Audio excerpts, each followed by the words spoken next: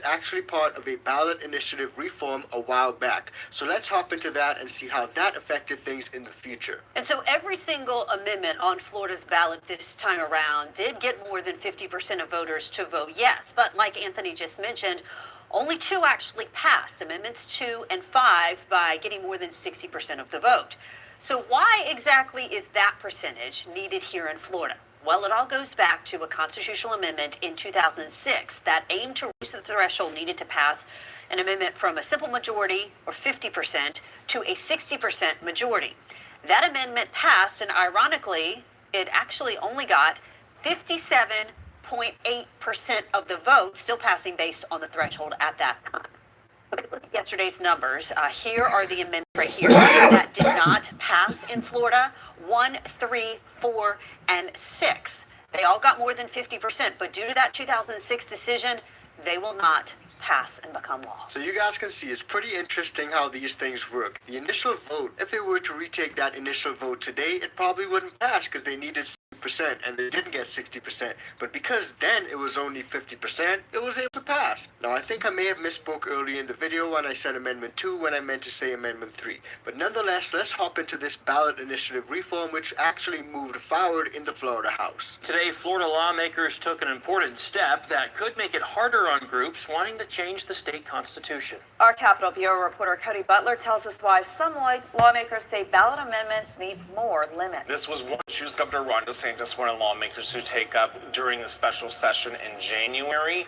He and other Republicans claim there's too much fraud in the process that allows voters to change the Constitution. However, voter advocates say that this will hurt, not help, that process. The initiative petition process is broken. That's State Representative Jenna Parsons-Mullica is proposing changes. We need to put in safeguards to protect the citizens of the state of Florida from the known fraud that we know is occurring. Safeguards include a $1 million bond petition sponsors need to post before collecting signatures, requiring paid petition collectors to be legal Florida residents who pass a background check, and shortening the timeline petition collectors have to turn in petitions to the supervisors of elections. The bond is one tool to protect the citizens of the state of Florida and ensure that those who are sponsoring petitions, that they'd be able to pay the fines should they break the law. However, advocates spent about 2 hours telling lawmakers that this proposal isn't the answer. Many, like Equal Ground Executive Director Genesis Robinson, says lawmakers should leave the initiative petition process alone. When you talk about grassroots-led movements, right, it's quite difficult for organizations or even concerned citizens to not only collect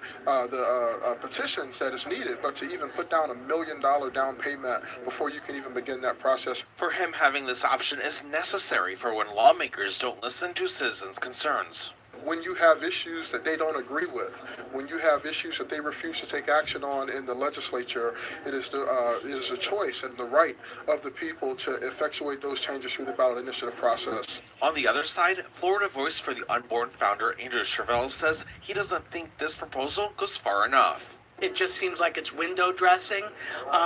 There's not really substantial reforms when you peel the onion back. Now, there's still a lot of work that needs to be done before this proposal does make it to the governor's desk. This was just the first stop.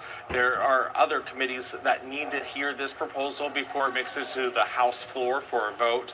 There's also a similar but different proposal in the Senate. Now, I want you guys to understand just how important the ballot initiative process is. It's the way by which citizens are able to get their issues before the legislator. Without that, the legislator will just do whatever the hell they want to do. You guys seen that in situations like over in Ohio and other places where lawmakers actually go against the will of the people. People vote for one thing, lawmakers say they didn't know what they were doing. We've even seen that happen over in Colorado Springs. Now, as you guys can see on this government website, flaglerelections.gov, there are initiative petitions and constitutional amendments, and this breaks down the initiative petition process where citizens may propose amendments to the Florida Constitution through an initiative petition process. In addition to other requirements, this initiative petition process requires a specific number of petitions to be signed by registered Florida voters before the proposed amendment by initiative can appear on the ballot.